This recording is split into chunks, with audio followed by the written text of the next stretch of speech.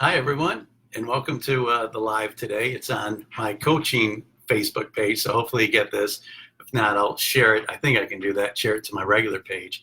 But anyhow, last week I told you I was going to talk about the conscious, subconscious, and superconscious mind, but I'm going to switch gears a little bit here, and that's the beauty about live. I can kind of change things up. But this week particularly, I talked to a lot of people that asked me about worry. They had a lot of worries in their life, and anybody out there have a worry? Are you a worrier? And I look back at my life, and there were times where I did worry, and there were times when I didn't worry. And where I really found it was, after college, all my friends, they went and got interviewed and got quote unquote regular jobs. I graduated with a marketing degree. They bought their suits and went on interviews. Well, with my graduation money, I bought my Harley Davidson jacket, and I took my Honda motorcycle across country for a couple of years with just a tent and a backpack, and kind of experienced life. Didn't have too many worries, and it was pretty fun. But after a couple of years, my mom finally goes, "Hey, you know what? I know you're having fun. Have you ever thought about using your degree?" So I decided, okay, I'm gonna go to California and I'm going to start a business. So I remember starting my first business, and within the first week, I was selling suitcases business to business. I don't know if you've ever done that before, but it's not the easiest thing in the world. But they said, let's go on a road trip to Las Vegas. What happened on the way there, I had a station wagon at the time because I needed a place to live. If I needed it, I could stretch out my legs there. So I went on this road trip. They loaded up all the suitcases. I had the biggest car. And in Barstow, California, it went up in flames, literally up in flames. Like there's only three on the corner on that one intersection back in the early 80s. There's only 3 gas stations and a restaurant. So I pull in, I smelled something burning, and all of a sudden I heard this pow, and I did like a Starsky and Hutch roll out of the car, and I'm like, what's going on? And there was a fire underneath by the rear tire, and that's what blew up. So eventually it just went in flames, and I was on the holding tank. So all these people were running out into the desert, basically, fearing for their lives. And there I was, just with all my life possessions, $20 bill, Bermuda shorts, and a t-shirt. And I'm like, oh, this is a good start to get my own business. So I started worrying, because it was like, how am I going to do this? How am I going to survive? Where am I going to live? And all these thoughts went through my brain. And, disease comes from worry. I actually, during that time, I worried so much, like where I was going to live, how I was going to pay my bills. And it was shingles. I don't know if you've ever got shingles, but shingles comes up from worry. Now, when shingles gets on your face, I mean, you get these like boils, and I hate to be gross, but like pus runs out of it. And on top of that, I was paralyzed. I got Bell's palsy, so I could only use half my mouth. So there I was, selling, walking around selling suitcases, talking like this with this welts and pus coming out of my mouth. I didn't sell too many suitcases, but I realized that worry's not a good thing. So we're going to get a grip on worry. What I did was I came up with a cheat sheet. So if you look over, I think it's to the right or below it, you'll see a little link that'll go to a free download. So you don't have to remember everything. I'm not going to take a lot of time with this, because there'll be a download that you can download. That makes sense.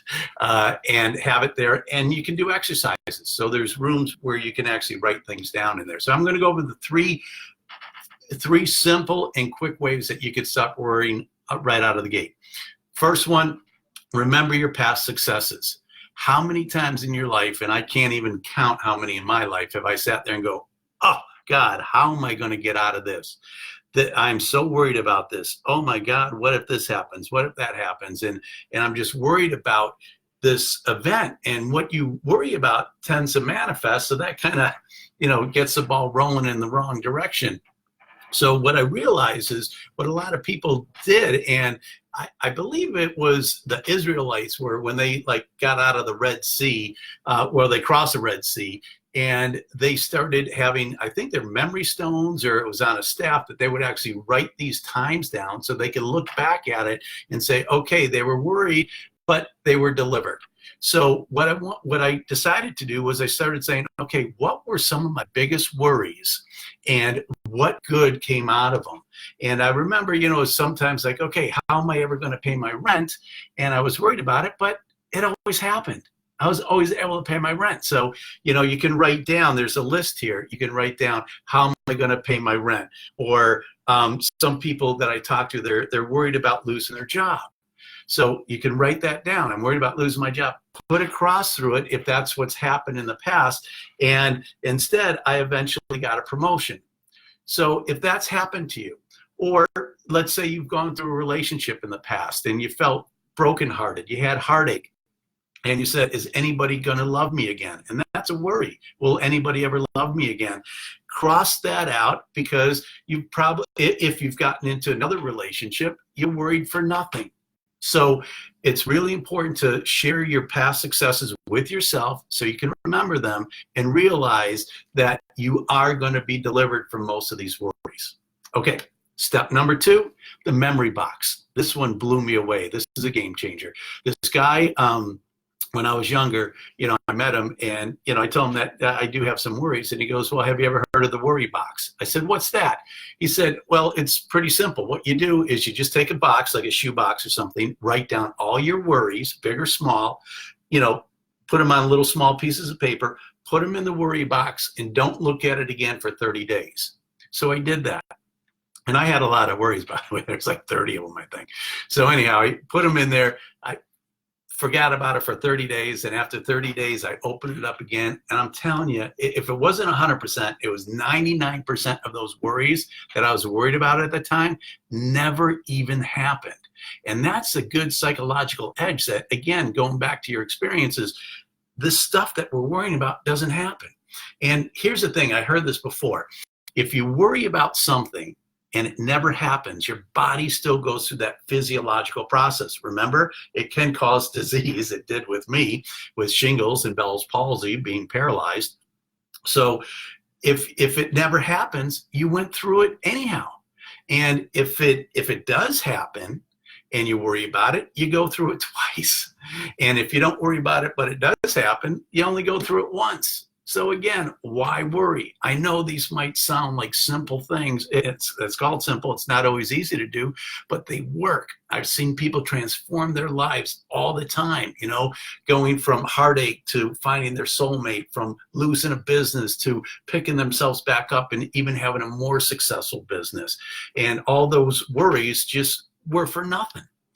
The third, and this is one of my favorite ones, is meditation. Now, when I first talked to people about meditation, I remember the first time that somebody told me, well, you should meditate. I'm like, yeah, right. Spend a day in this brain. There's no meditation going on. I picture some monk on the top of a hill, quiet and everything like that. You can't quiet this brain. I got so many thoughts going through. Then I found out that there's different types of meditation. And one that I particularly like is a guided meditation, where you're not emptying your brain, you're actually actively engaging your brain. So you're telling yourself maybe a mantra or a saying over and over, or you can even listen to somebody else, that's guiding you through the meditation. So what I like to do is I like to come up with what I call, what do they call, antidotes? Like if you have poison, you get the antidote for it. Well, if you get worried, what's the antidote for worry? It's faith. And where do I find my biggest faith?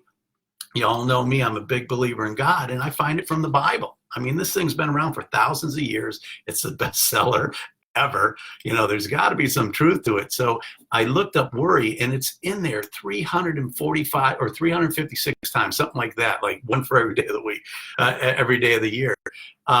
It's important. But worry has been around for thousands of years, and this day and age, there's even a lot more to worry about.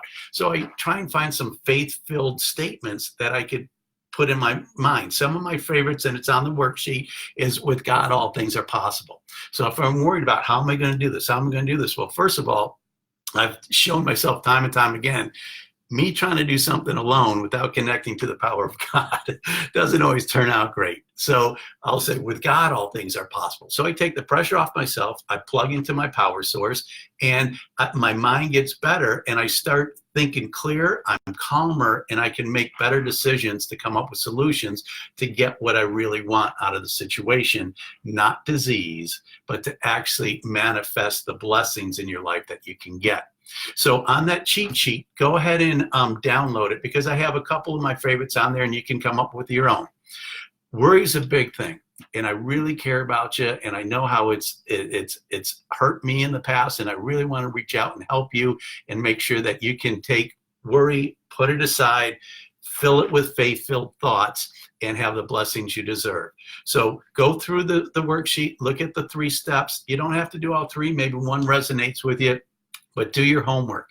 You got to get this foundation down right. And it's like when I used to train athletes, if they don't do the foundational workout, they're never going to get there. When I train people for weight loss, if they didn't do the daily steps that they needed to do, like eating right, exercising regularly, they just couldn't just do it once and they're okay, I'm there.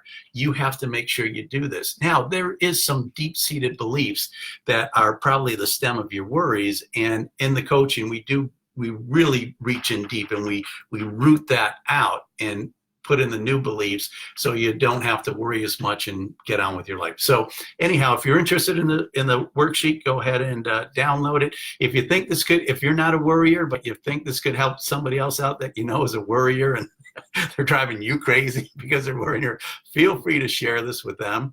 And have a great day. God bless.